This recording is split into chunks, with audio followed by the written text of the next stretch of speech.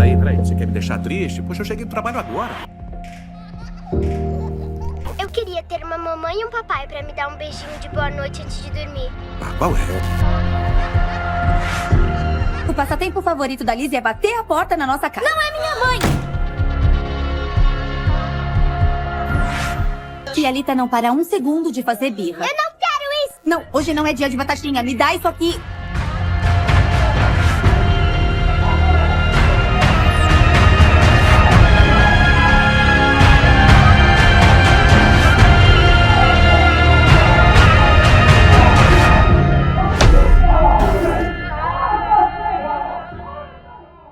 Que bom te encontrar aqui na nossa igreja, um privilégio para a gente te receber em nossa casa.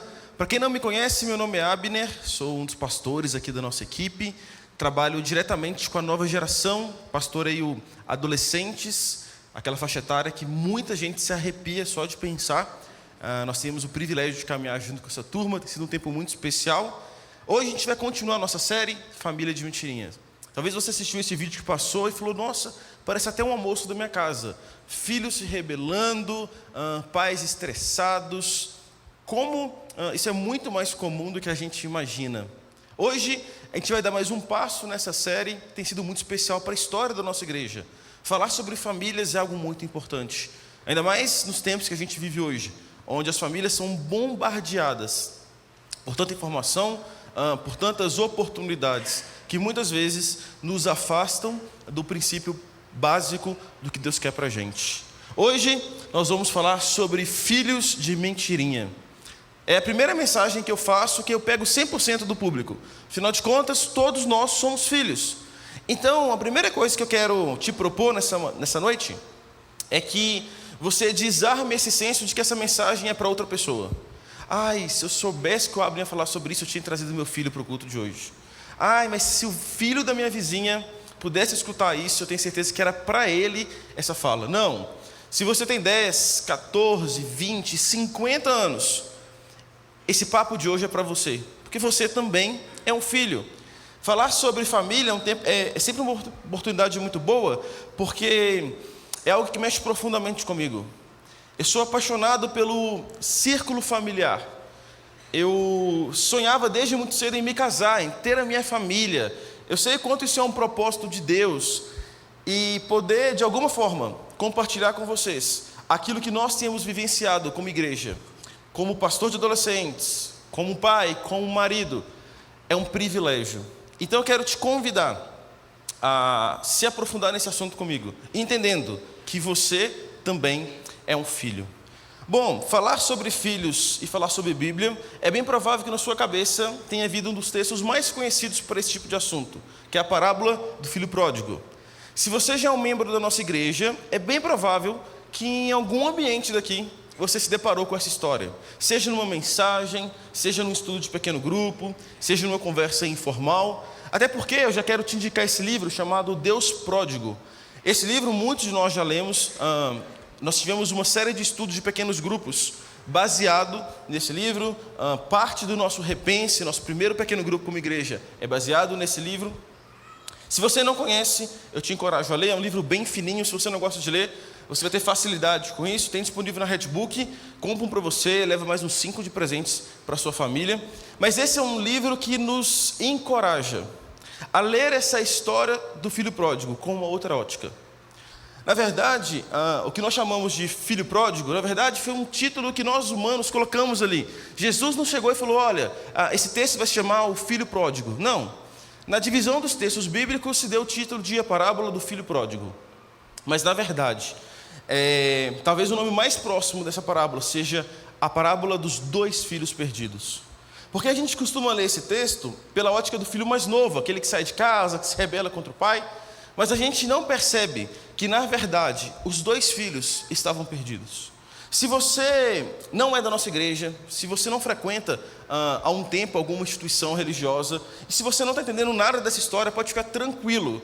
Eu quero que você se sinta muito à vontade aqui com a gente. Eu vou te contar um pouco dessa parábola, para que você entenda um pouquinho do que a gente está conversando, tá bom? Mas, se você chegou aqui, caiu de paraquedas, é a primeira vez que você entra numa igreja, algo que seu vizinho te convidou, seu amigo de trabalho te convidou, e você falou, tá bom, eu vou porque esse cara está pegando no meu pé, eu preciso ir lá e falar que eu fui.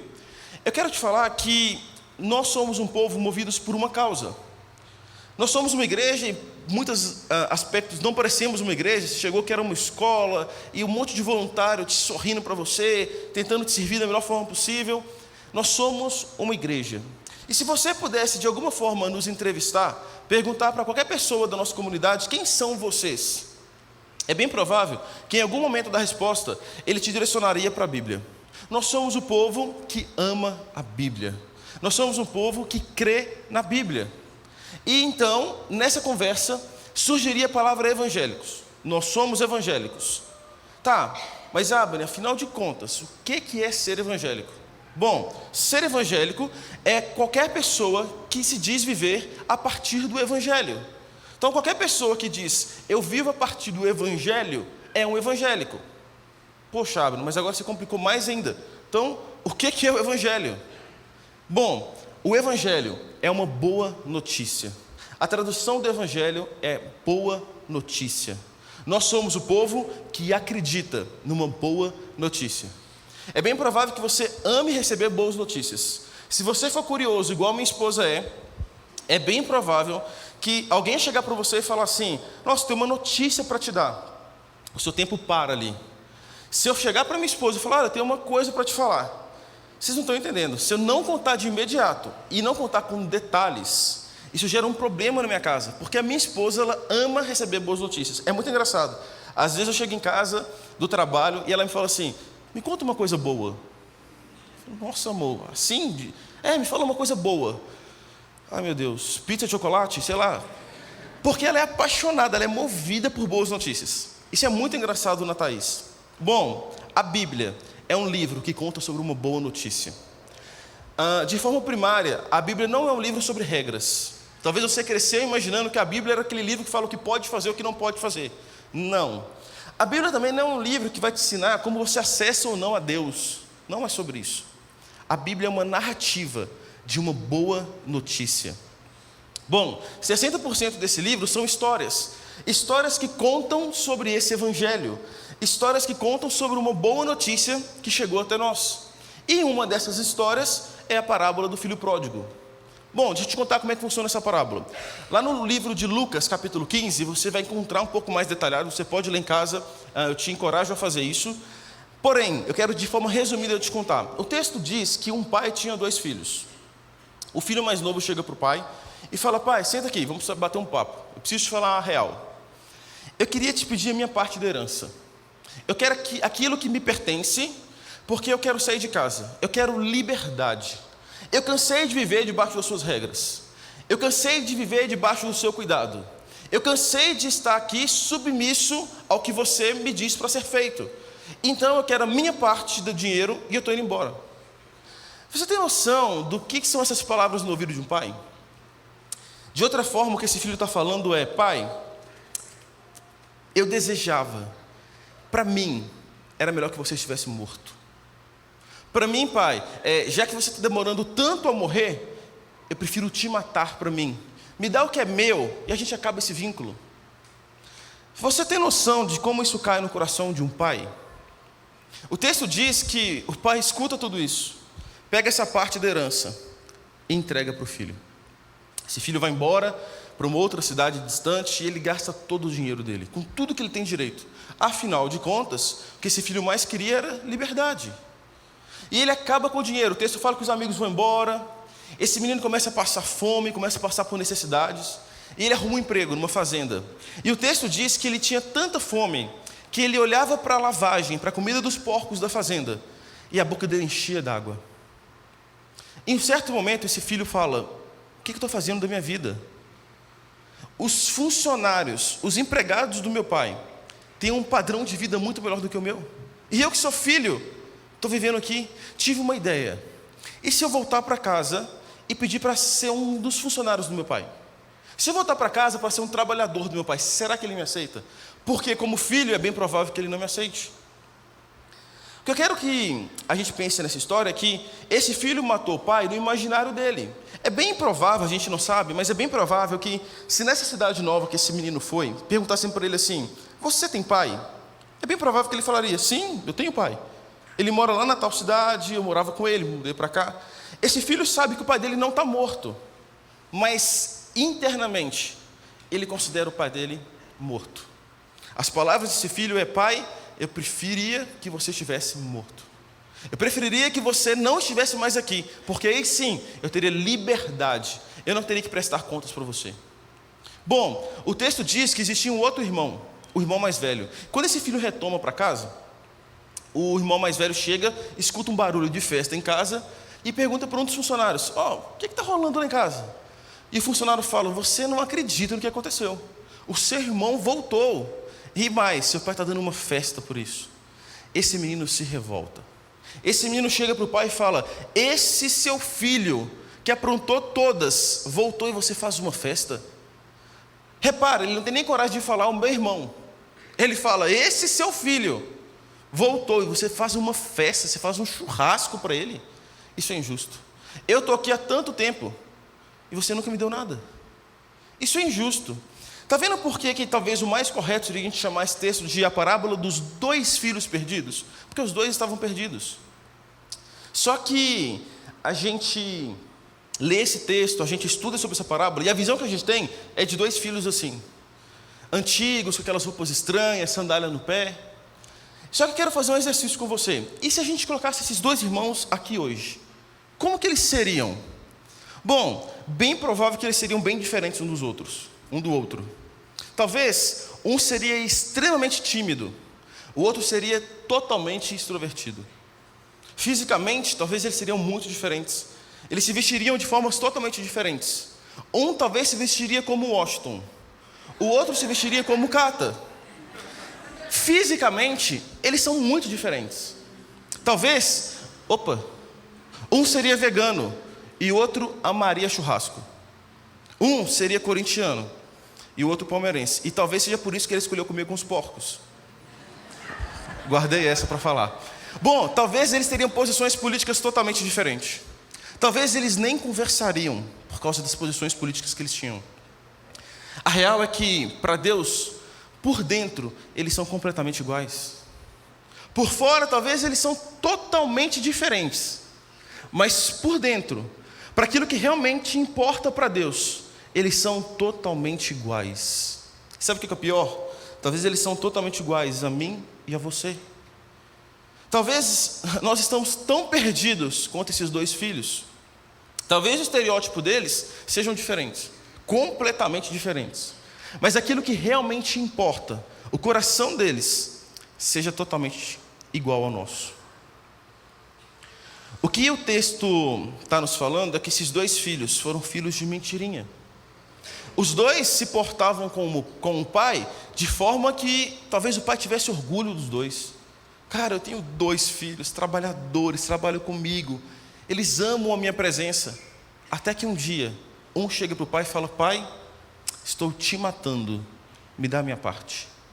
Até que um dia o outro volta e o outro filho fala: o quê? Você fez isso por aquele teu filho? Não, eu não concordo com nada que você está fazendo. Esse pai vivia uma crise, porque aquilo que ele achava que os 2 filhos eram, na verdade não eram. Bom, eu vou voltar nessa parábola daqui a pouco, mas agora eu quero que a gente se aprofunde num texto específico, que está lá em Efésios capítulo 6, versículos 1 e 2. É Paulo dizendo assim: filhos, obedeçam seus pais no Senhor, porque isto é o certo a fazer. Honre seu pai e sua mãe. Esse é o primeiro mandamento com promessa. Bom, quem escreveu esse texto foi Paulo. E eu quero te contar um pouquinho do contexto desse texto. Paulo escreve uma carta para uma região específica da Ásia, onde a maior cidade era a cidade de Éfeso. Por isso que esse livro da Bíblia se chama Efésios. A maior cidade se chamava Éfeso e a mensagem do Evangelho de Jesus tinha chegado àquela cidade. Muitas pessoas tinham entendido aquela boa notícia do Evangelho e se tornaram evangélicas por entender e aceitar a boa notícia do Evangelho. E aí Paulo começa a escrever uma carta com várias recomendações para esse povo. Ele está falando o seguinte: olha, até então não fazia muito sentido para você algumas coisas, mas se agora vocês se entendem como discípulos de Jesus, algumas coisas precisam ser diferentes. E aí ele começa a dar uma série de conselhos para os pais, uma série de conselhos para os filhos. E o que ele está falando é: agora que vocês são um povo de Cristo, agora que vocês são uma família, vocês precisam se comportar de uma forma diferente na sociedade. Não dá para ser os mesmos. Agora que vocês se entendem como o povo de Cristo, vocês precisam se comportar diferente na família de vocês. Não dá para ser os mesmos. A mensagem que Paulo está nos dizendo é: se você entendeu a mensagem do Evangelho, se você recebeu essa boa notícia, não dá para ser o mesmo. Você precisa começar a agir diferente. E você precisa começar a agir diferente no seu contexto como filho. Porque, infelizmente, existe um falso entendimento do que é ser filho. Eu listei alguns desses falsos entendimentos. Os filhos são uma espécie de vítima dos pais. Eu sou assim porque meu pai sempre foi. Eu sou assim porque a minha mãe me fez ser assim. Isso é um falso entendimento, porque o que Paulo está falando é: filhos, vocês têm uma responsabilidade como filhos. Por mais que existe uma grande responsabilidade como pais na educação dos filhos, o que Paulo está dizendo é: vocês são papéis atuantes nesse processo de ser filhos. Um falso entendimento: pais maus, filhos maus. Sabe aquela família que você olha e fala: coitado desse menino, vai ser tão ruim quanto os pais. Por quê? Sabe aquele funcionário sem caráter, ou aquele patrão sem caráter que você tinha, que quando você encontra com o filho na rua, você já até torce o nariz, pensando: deve ser igualzinho ao pai e à mãe. Um falso entendimento: pais sem caráter, automaticamente filhos sem caráter. Ou pais bem-sucedidos, filhos bem-sucedidos. Nossa, fulano nasceu, tem tudo para dar certo na vida, porque os pais deram certo na vida. Ou então, pais cristãos, filhos cristãos. Sabe, filho de pastor? Que privilégio. Nossa, deve ter vaga garantida no céu já. Pelo menos lá em casa não. Pecadora com 2 anos. Existe um falso entendimento sobre filhos, que filhos são consequências do que os pais são.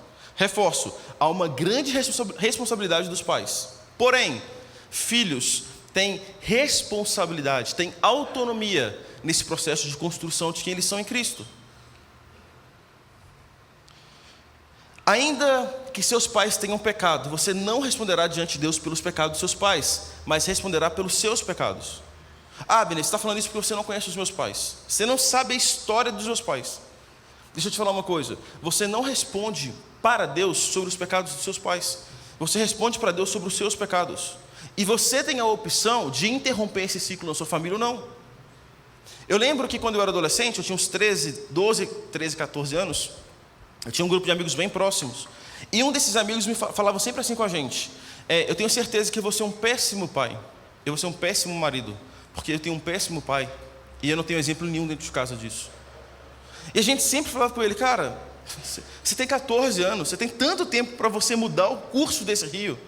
Mas o discurso dele sempre era: eu vou ser um péssimo marido, eu vou ser um péssimo pai. Graças a Deus, na minha casa, eu tive excelente exemplo de pai e mãe. Eu sempre admirei o relacionamento dos meus pais, eu sempre fui muito bem educado por eles. Mas nessa fase da minha vida, eu descobri a criatividade de Deus. Porque se a Bíblia fala que todos nós somos irrepreensíveis, que todos nós somos indesculpáveis diante dele, o que Deus está falando é: Abner, você teve a oportunidade de aprender o que é ser um bom pai e o que é ser um bom marido através da vida dos seus pais. Agora, você que não teve esse bom exemplo, você também tem a mesma oportunidade de aprender o que é um bom pai e o que é um mau pai. Abner, você pode escolher executar tudo aquilo que você viu de bom exemplo, ou você pode deixar para trás tudo aquilo que você sabe que não é correto. Nós temos em nós um senso de perfeição colocado por Deus. Ou você se torna um bom pai, um bom marido, uma boa esposa, uma boa mãe, porque você entende o que é bom vendo os seus pais sendo, ou você sabe quanto dói em você não ter bons pais, e aí você fala: agora eu preciso fazer tudo diferente do que meus pais fizeram. Você está entendendo que nós não somos exatamente frutos dos pecados dos nossos pais? Pelo contrário, nós temos a oportunidade e a responsabilidade de encerrar o ciclo desse rio. A nossa fé, ela deve afetar primeiramente o nosso contexto familiar, primeiramente a nossa casa. Se você entendeu a mensagem do Evangelho, se você entendeu essa boa notícia, você precisa ser um influente dentro do seu contexto familiar.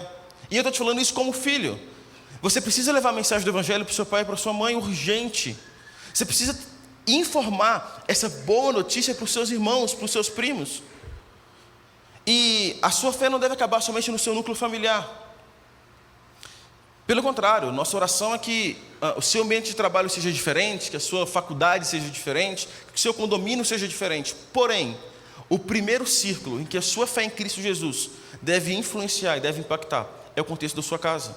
Você, como filho, tem uma grande responsabilidade de levar essa boa notícia que caiu no seu coração para essas pessoas que você tanto ama. Se você, como filho, está esperando de braço cruzado com que os seus pais tenham uma transformação de história, você está fazendo o papel inverso.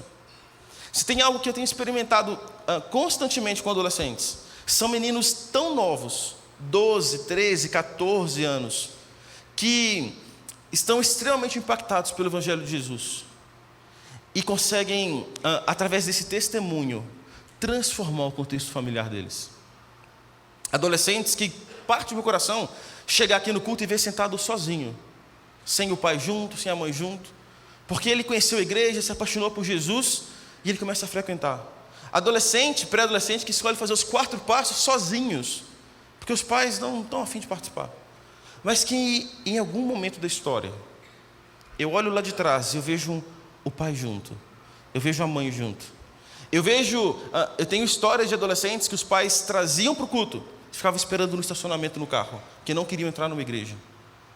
Mas pela transformação de vida de um adolescente, pela obediência desse adolescente a Jesus Cristo, os pais olharem falando, tem alguma coisa diferente acontecendo.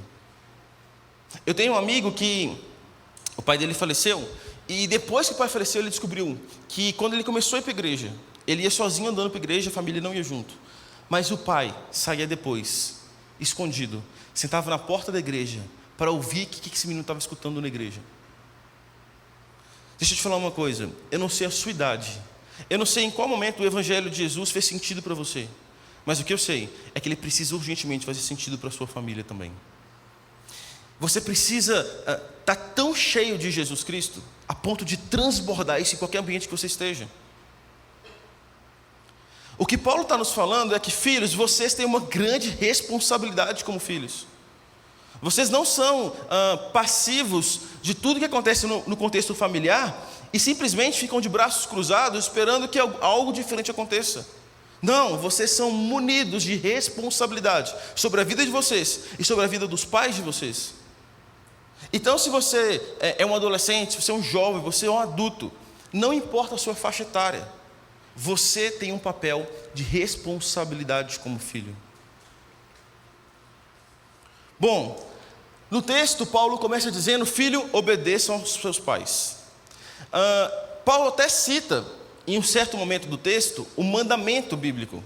Mas ele não começa pelo mandamento. Paulo fala o seguinte, olha, filhos, obedeçam os seus pais. E eu quero que a gente comece a falar sobre obediência. Afinal de contas, o que é obediência? A maior expressão de honra que nós devemos aos nossos pais é obedecê-los. Obediência é a maior expressão de honra de um filho ao seu pai. É como se a obediência ela começasse um processo da nossa vida, e quando o Evangelho de Jesus faz sentido para a nossa história, isso se torna a missão da nossa vida. Se tem algo que eu costumo resolver sempre com adolescente, é desobediência. Filhos desobedientes. E eu aprendi muito cedo, através da vida de um pastor que eu tive, que a obediência ela é movida por 3 Is. Talvez, se tiver adolescente aqui, ele já deve ter escutado isso de mim em algum momento da nossa caminhada juntos. E eu quero trazer isso para a gente refletir, os 3 Is da obediência. Em primeiro lugar, a obediência ela é imediata. A obediência não é para depois. A obediência não é para quando eu acho que tem que ser feito. A obediência ela é imediata. Sabe como é que eu aprendi isso? Eu sou da época da internet de escada. Muitos aqui vão saber do que é isso. E aí tinha lançado um jogo. E eu falei, eu preciso baixar esse jogo. Só que era um jogo muito pesado. Aí eu comecei a baixar de manhã e foi. E aí eu fiquei com a tela do computador aberta, ouvindo a barrinha subindo. Horas e horas. Quando eu estava próximo de carregar, eu lembro até hoje, era um domingo, estava chovendo muito. E eu estava orando, Deus, não faça com que a energia acabe. Porque se acabar, volta o download lá do início. E aí minha mãe chegou para mim e falou assim, Abner, vai tomar banho para a gente ir para a igreja. Eu falei assim, mãe, espera aí. Na mesma hora, ela pegou a tesoura e cortou o cabo da internet. E ela falou comigo assim: não existe espera aí aqui em casa. Se eu estou te pedindo agora, é agora. Nesse dia, eu aprendi que a obediência, ela é imediata. A obediência, ela não é para depois, não é para quando eu achar que eu devo obedecer. O primeiro I da obediência é que a obediência é imediata. O segundo I, a obediência, ela é interna. Ela começa de dentro para fora. A obediência, ela precisa ser gerada de dentro para fora. Esse processo de eu quero fazer, eu quero ser obediente, ela precisa ser interno. Só que eu sou pai hoje, há 2 anos, minha filha fez 2 anos agora. Eu tenho experimentado um pouco mais sobre a paternidade. E deixa eu te falar, infelizmente muitas pessoas acham que se tornar pai ou se tornar mãe exclui o fato de eu ser filho. É como se fosse uma corrida de bastão, em que em um certo momento da vida, agora você não é mais filho, agora você se torna pai, você se torna mãe. Não! Como eu aprendo a ser filho com a minha filha? Como eu aprendo sobre obediência, sobre gratidão, sobre muita coisa que os meus pais falavam comigo que não fazia sentido nenhum para mim. Como a minha filha me ensina a ser filho? E eu tenho aprendido com a minha filha que nem sempre a obediência ela começa de forma interna. Por quê? Porque minha filha tem 2 anos. E eu preciso ensinar para ela que ela não pode bater no amiguinho. Mas eu não posso esperar com que isso seja de dentro para fora dela. Que faça sentido lá dentro do coração dela. E aí sim ela não bata no amiguinho. Não. Numa primeira instância eu preciso que ela não bata no amiguinho. Mas a minha oração é que quanto antes ela conheça Jesus Cristo. E essa atitude não seja mais uma atitude por causa de uma possível punição. Seja uma atitude porque ela entendeu o Evangelho de Cristo. E isso vem de dentro para fora. Como discípulos de Jesus, nós não podemos nos contentar com uma mudança de atitude sem uma mudança de coração. O problema é que muitas vezes a gente quer corrigir os erros da nossa vida como se fosse uma grande árvore. Então assim, o adolescente chega para mim e fala assim: Abner, eu sou um mentiroso. Tá bom, então vamos tirar a fruta da mentira. Só que daqui a pouco vai nascer uma outra fruta no mesmo lugar. Eu preciso entender que não é simplesmente uma mudança de atitude, é uma mudança de coração. Se eu entendo que eu sou agora um seguidor de Jesus Cristo, a obediência precisa vir de dentro para fora. Quer um outro exemplo de como a obediência nem sempre vem de dentro para fora? No trânsito. Eu sou irado no trânsito. Tenho pavor de carro de autoescola. Deus está tratando tanto isso na minha vida que hoje eu moro em frente ao lugar onde faz o exame de autoescola da cidade. De 15 em 15 dias, quinta-feira, eu sei, de manhã, é o dia que eu mais me estresso. Porque eu demoro uns 15 minutos para conseguir dar a volta no quarteirão. E a minha vontade de descer do carro e explodir. Mas pensa, eu vou ser preso se eu fizer isso. Então, talvez numa primeira instância, eu tive que entender que existe uma consequência e por isso eu não faço. Porém, isso precisa, como discípulo de Jesus, começar a ser movido de dentro para fora. Porque se eu me acostumo a obedecer simplesmente pela consequência social disso, eu não entendi o que é obediência. Porque a obediência ela precisa ser interna. E o terceiro I, ela precisa ser inteira. Não existe 99% obediente. Ou é 100% ou não é obediência. Não existe fazer até onde eu acho que tem que ser feito. Não existe eu obedecer até onde eu acho que tem que ser obedecido. Não. A obediência, ela precisa ser imediata. Ela precisa ser interna. E ela precisa ser inteira. Isso fez muito sentido para mim na minha adolescência. E o que Paulo está dizendo é: filho, obedeçam aos seus pais. Paulo começa o conselho falando, é obediência. Só que Paulo não fala, olha, obedeçam aos seus pais se eles forem bons pais. Obedeçam aos seus pais se vocês concordarem com eles. Não, Paulo não abre exceção. Eu lembro de várias vezes na minha vida, meu pai e minha mãe sentando comigo e me falando de uma série de coisas que eu não concordava com nada. E aí, eu sempre falava assim, eu era muito durão, sabe, dando uma de fortão. Eu falava, pai, mãe, eu não concordo com nada do que vocês estão me falando, mas eu preciso obedecer. Eu lembro de várias conversas de nada fazer sentido para mim.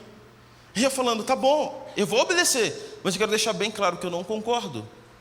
Eu sabia que dentro de mim havia esse senso de eu devo obediência aos meus pais, mesmo quando eu não concordo com o que eles estão me falando. Só que, olha o que Paulo continua dizendo: obedeçam aos seus pais no Senhor. Esse no Senhor, ele muda um pouco o cenário da história. Porque esse no Senhor, no primeiro momento, ele é um limite. Nós devemos obediência aos nossos pais dentro da palavra do Senhor. O que ele está dizendo? Ele está falando o seguinte: se seu pai te pedir para assaltar um banco, você não deve obediência ao seu pai. Se seu pai te pedir para fazer alguma coisa que foge daquilo que o Senhor espera de você, você não deve obediência aos seus pais. Esse no Senhor, no primeiro momento, ele é um limite. Agora, que baita responsabilidade para os pais é isso. Porque o que Paulo está falando pais, nas entrelinhas, estejam muito alinhados com a vontade do Senhor, porque vocês serão cobrados disso. Porque se você cobra a obediência do seu filho, você precisa estar muito alinhado com o que Deus espera de você como pai e mãe. Do outro lado, o que Paulo está falando é: filho, que baita responsabilidade, porque você não deve usar a palavra do Senhor como escudo para o seu pecado. Você não deve falar assim: mas porque a Bíblia não fala, então logo eu não tenho que obedecer. Quer um exemplo? Tatuagem. Adolescente, em algum momento da caminhada, vai sentar comigo para falar de tatuagem. E geralmente, 100% que vem me falar é porque está debaixo da casa dos pais, do cuidado dos pais.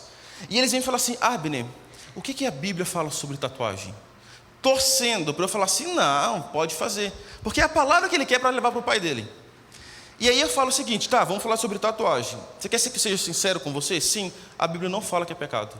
Então significa que eu posso fazer? Não. Significa que, qual a opinião dos seus pais?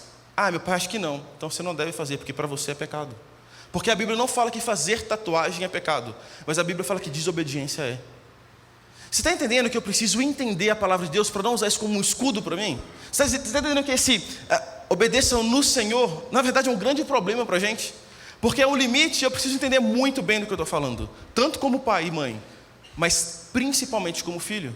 Porque se tem uma coisa que nós amamos fazer, é usar a Bíblia como escudo para defender o que a gente pensa, o que a gente acha. Se tem uma coisa que a gente luta aqui na igreja, como liderança, não é sobre o que nós pensamos, não é sobre a nossa opinião sobre alguma coisa, é o que a Bíblia fala. E você não tem noção do temor que eu tenho quando eu vou atender um adolescente e eu preciso falar com ele: cara, não fica com raiva de mim, fica com raiva da Bíblia, porque ela está falando isso, não sou eu. No Senhor é um limite da nossa obediência, mas também é uma fonte. Se eu me reconheço como filho de Cristo, é nele que eu encontro fonte de recurso para obedecer aos meus pais. Se eu me entendo como um filho de Jesus, é nele que eu busco a inspiração para que essa obediência venha de dentro para fora. Porque obedecendo aos meus pais, eu estou obedecendo o próprio Deus.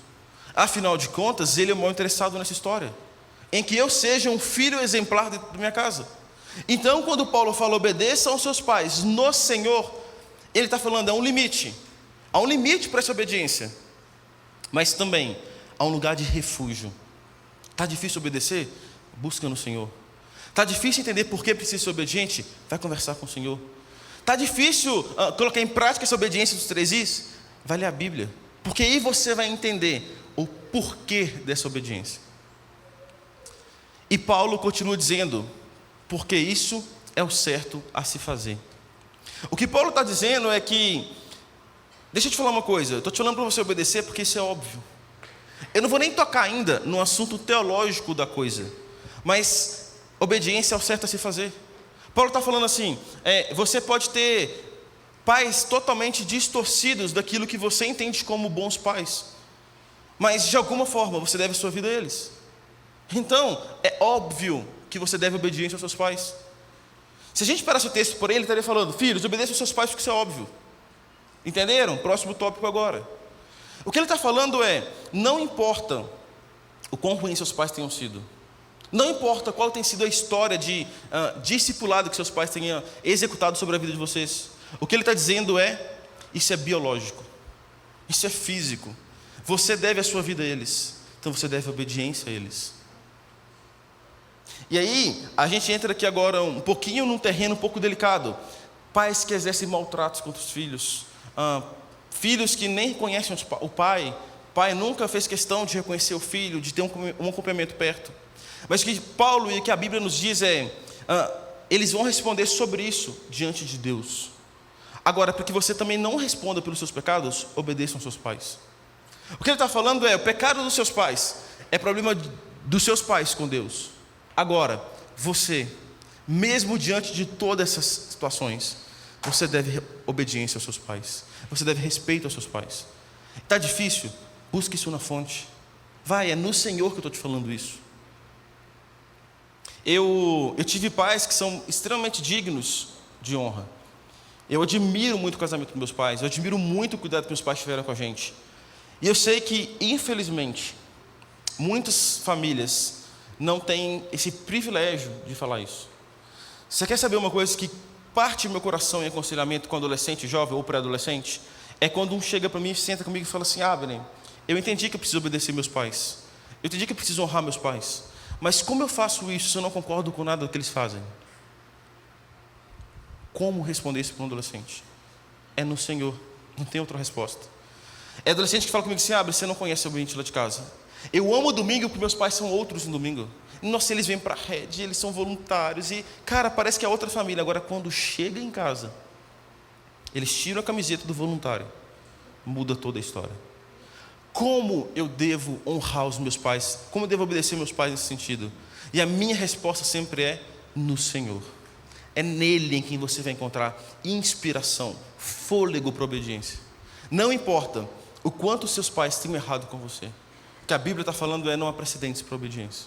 Não há precedentes para você amar os seus pais e obedecê-los. Só que o texto continua. E aí Paulo agora entra num mandamento bíblico. Paulo está falando assim: olha, eu já te falei o que é óbvio. Eu já te falei o que deveria ser natural. Só que se está difícil, deixa eu te falar uma coisa. Há um mandamento sobre isso. Honre o seu pai e a sua mãe. Esse é o primeiro mandamento. E honra, ela extrapola o limite da obediência. Paulo agora está falando o seguinte: a régua vai subir. A régua vai subir porque a honra é vitalícia. Porque a Bíblia estabelece o casamento como o desvínculo familiar. Você deve obediência aos seus pais até o casamento. O casamento, você está falando agora, estou criando um novo vínculo familiar. Você não deve prestar obediência aos seus pais estando casado. Você não deve obediência aos seus pais com o seu marido, com a sua esposa, e seu pai fala: porque você tem que fazer assim. Você não deve obediência aos seus pais. Porém, a régua sobe. Agora o que Paulo está falando é: se a obediência era a maior prova de honra, chega um momento em que ela se mistura, só que a honra ela é vitalícia. A honra não tem fim. A honra extrapola o limite da obediência. Quer saber de um bom exemplo sobre honra aos pais? Namoro. Eu lembro que, na minha época, quando eu queria conversar com uma menina que eu estava gostando, eu tinha que atravessar todo o pátio da escola, na frente de todo mundo, para eu conseguir conversar com ela. Para eu poder chegar para ela e falar: olha, eu estou gostando de você. Eu lembro que quando eu fui falar isso com a minha primeira namorada e minha esposa, foi muito difícil. Nossa, eu estava muito nervoso. Porque eu tive que ir lá no olho dela e falar: olha, eu falei acho, óbvio, né? Porque vai que ela fala que não, eu falei, também acho que não. Eu acho que eu estou gostando de você. Eu falei, eu acho, porque eu falei, vai que ela vai falar. Só que, sabe onde entra a honra aos pais? Hoje, como é que isso acontece? Hoje, a menina posta um stories, o cara manda um foguinho. Se ela responder, deu match, já 50% do caminho andado. E aí, sabe como é que o pai descobre que o filho está namorando? Quando ele vê uma postagem no Instagram. Ué, quem é que é essa menina? Quem é que é esse menino? Ah, pai, então. Deixa eu te falar, uma das maiores provas de honra aos pais foi quando eu tive que ir na casa dos pais da Thaís conversar com os pais dela sobre isso. Os pais dela moram numa casa que tem uma escada para chegar lá em cima. Eu lembro de eu chegando embaixo da escada, eu não tinha forças para subir. A Thaís estava lá em cima assim: pode vir. E eu falava: calma.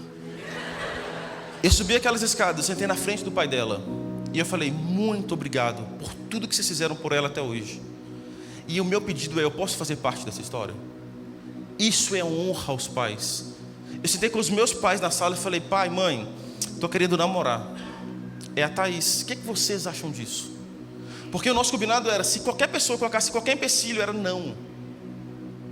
Hoje, os namoros acontecem e a gente vai saber dos namoros quando a gente vê uma postagem no Instagram. Não existe essa cara de: eu vou lá conversar com o pai dela, porque eu devo honra aos pais dela. Você vai vir na minha casa conversar com os meus pais, porque você deve honra aos meus pais. Pais, por favor, não aceitem menos do que isso. A minha oração é que Jesus volte quando a Manu tiver com 12 anos, para não precisar passar por essa situação. Mas se eu tiver que passar, esse cara vai ter que ir lá na minha casa. vai olhar no meu olho e falar assim: muito obrigado, por tudo que você fez por ela até agora. Isso é honra aos pais. Quer outro exemplo? Não é função do Estado cuidar da velhice dos seus pais. Eu não vou bater só em adolescente não, tá, gente?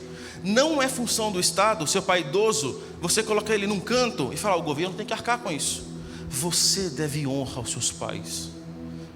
Você deve cuidar dos seus pais até o último dia da sua vida, até o último dia da vida deles. Isso é honra aos pais. Está vendo que extrapola o círculo da obediência? Está vendo que era muito mais fácil só obedecer? Já é difícil obedecer. Agora, quando a gente está falando de honra, é diferente. Um dos maiores exemplos que eu tenho disso é a minha mãe com a minha avó. Até o último dia de vida da minha mãe, minha avó faleceu há uns 2 anos. A minha mãe ligava do hospital: Abner, divide, estou aqui com a sua avó no hospital. E eu falava: mãe, troca com alguém, você está cansada. Ela falando: eu não saio daqui sem a minha mãe.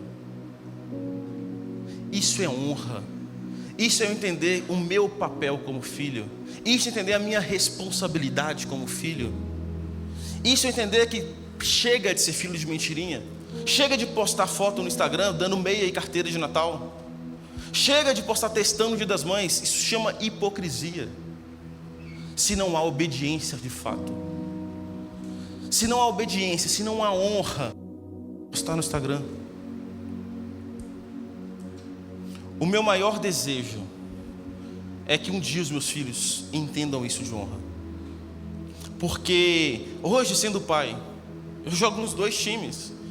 Eu jogo no time dos filhos, eu jogo no time dos pais. E eu entendo agora, sendo pai, o lugar da honra aos meus pais na minha vida. Eu me mudei para BH para estudar, eu vim de Minas, eu nasci em Minas, morava no interior de Minas, morei 5 anos em BH estudando. Todos os dias eu ligava com meus pais. Todos os dias. Mãe, como é que estão as coisas em casa? Pai, o Cruzeiro perdeu mais uma. Me mudei para Indaiatuba e não tem um dia que eu não falo com meus pais. E eu não estou falando que eu sou um bom filho, o melhor filho, não é nada disso. Eu tenho lutado para honrar os meus pais todos os dias. Eu tenho lutado para ser o filho que eles precisam que eu seja. Isso é honra. Isso extrapola a obediência. Você quer um excelente exemplo de filho? O próprio Jesus. Se você quer ser um exemplo para seguir sobre filho, é Jesus Cristo. Jesus é Deus. Na Trindade, Ele é o Deus Filho. E em obediência ao Pai, Ele se faz homem. Em obediência ao Pai, Ele vem para cá para morrer no nosso lugar. O próprio Jesus diz que o alimento dele é fazer a vontade do Pai. Agora, para pensar comigo. Jesus, ele não existiu a partir de Belém. Jesus, ele não começou a sua história em Belém, naquela cena linda de Natal, José, Maria, os animaizinhos de Jesus. Jesus sempre existiu como Deus. Jesus era, Jesus é, Jesus será para todo sempre. Porém, ele vem para a terra e escolhe ser obediente aos seus pais pecadores. Ele não precisava disso. Jesus não precisava obedecer José e Maria. Jesus é Deus, mas ele se entende como filho. E em obediência ao Pai, e em obediência a José e Maria, Jesus é um filho sem erros. Jesus, em obediência, vai para uma cruz e morre no nosso lugar. Isso mostra que a boa notícia daquele livro, da Bíblia, tem muito mais a ver com obediência, tem muito mais a ver com voltar ao Pai, do que com revolta, com rebelião. Jesus não veio para isso. Jesus veio em obediência ao Pai. Jesus veio para se tornar nosso exemplo de filho. Sabe aquela parábola que a gente conversou lá no início do filho pródigo? Deixa eu te contar como é que ela termina. O filho então decide voltar para casa, depois de chegar no fundo do poço, depois de desejar comer lavagem, ele fala: e se eu voltar para ser um funcionário do meu pai? Ele arruma, calça suas sandálias e volta. Uma longa viagem. E ele vem ensaiando: quando eu ver meu pai, eu vou pedir perdão, e eu vou falar com ele: deixa eu ser um funcionário, me contrata para trabalhar aqui, não precisa mais me aceitar como filho. Só que o texto diz que quando esse menino chega, o pai está esperando no portão. Imagina essa cena, uma longa estrada e um cara aparecendo. E o pai olhando falando: parece o meu filho, deixa eu ver de perto. E esse pai sai correndo, se joga nos braços desse filho e fala: que saudade que eu estava. Você voltou para casa. E ele fala: pai, mas deixa eu te falar, não precisa falar nada. Funcionários, me traz a melhor roupa. Coloca um anel no dedo desse menino. Prepara a churrasqueira, porque hoje é festa. O meu filho que estava morto voltou. É nessa hora que o irmão mais velho se revolta e fala: não é possível que meu pai vai fazer isso. Você está entendendo que a mensagem da boa notícia é de volta para o pai. Nós viemos de Jesus e é para Ele que nós vamos. Esse pai provavelmente esperava o filho todos os dias ali no portão. O texto fala que ele estava no portão. Talvez é bem provável que todos os dias ele ficava no portão esperando. Será que é hoje que ele volta? Será que é hoje que eu vou abraçar ele de novo? Será que é hoje? E esse dia chega. Eu sei que a gente sai daqui pensando que péssimo filho eu tenha sido. E eu, de verdade, eu não quero que você saia daqui pensando: estraguei a minha história com a minha família. Porque esse é o ideal de Deus. Esse é o ideal de onde Deus criou tudo. Mas o pecado vem e destrói todo o contexto de família. E é isso que a gente está estudando nessa série. Famílias de mentirinha. Famílias que tinham o ideal pronto, mas não conseguem chegar lá. Mas a boa notícia é que ainda dá tempo. Se seus pais ainda estão vivos, não perde mais tempo. Marca um café da tarde com eles. Mas eles moram longe, faz uma ligação de vídeo. Fala: pai, eu quero te honrar. Mãe, eu quero te honrar até o último dia da minha vida. Eu quero esquecer aquela discussão boba sobre política do Natal. Eu quero esquecer aquela discussão boba sobre o nosso time de futebol. Não dá para viver assim. Eu te devo honra. E eu não quero passar mais nenhum dia da minha vida sem te honrar. Talvez não dá tempo mais você falar isso com seus pais, mas em oração a Deus, você pode começar a honrá-los. Tudo que eles fizeram por você, tudo que eles se tornaram na sua história. Talvez seja dia de liberar perdão. Talvez seja dia de pedir perdão. Liga para ele, marca, vai na casa dele, marca um almoço, manda uma pizza, resolve isso. Eu não consigo mais falar, eles não estão mais aqui. Libera perdão para eles. Conserta isso que está te afogando há tanto tempo. Porque a mensagem, a boa notícia do Evangelho é um pai de braços abertos te esperando. E você só vai poder experimentar a boa paternidade de Deus quando você se esforçar pela paternidade que você tem aqui.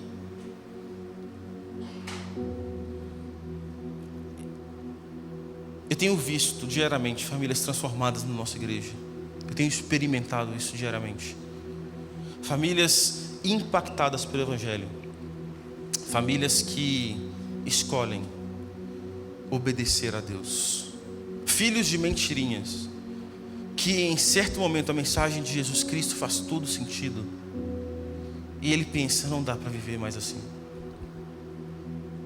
Pode ser hoje o dia em que você conserte o seu relacionamento familiar e que finalmente você se torne um filho de verdade. Se você ainda deve obediência aos seus pais, obedeça. Obedeça. Mesmo que você não concorde, mesmo que não faça sentido, se isso estiver no Senhor, obedeça. Agora, a obediência é uma grande demonstração de honra. Honre os seus pais todos os dias. Dá um abraço no seu pai, dá um abraço na sua mãe. Isso é um privilégio que Deus nos dá. Entenda, nós como filhos temos grandes responsabilidades. Não negligencie a sua responsabilidade como filho. Quero orar por você. Deus, muito obrigado pelo privilégio de ser chamados de filhos do Senhor. Nós não merecíamos, nós fizemos tudo errado. Mas que bom, que a boa notícia é que onde abundou o pecado, superabundou a graça de Deus. Esse Pai espera a gente de braços abertos. Deus, no que diz respeito à nossa família aqui, nos faça ser filhos de verdade. Filhos que amam os pais, filhos que honram os pais, filhos que obedecem aos pais. Que a gente siga os conselhos de Paulo como pessoas que entenderam o Evangelho de Jesus. Que a obediência seja interna do nosso coração, Deus. Que obedecer seja uma alegria para a gente. E que honrar os nossos pais seja uma das missões da nossa vida. Me ensina isso, Deus, todos os dias. Me ensina isso como pai, me ensina isso como filho, Deus. Ensina a nossa comunidade, Deus, a ser filhos de verdade. Nós nos cansamos, Deus, de ser filhos de mentirinha. Continue falando nos nossos corações, Deus, que isso gere transformação de histórias. Essa oração que eu te faço, em nome de Jesus, amém.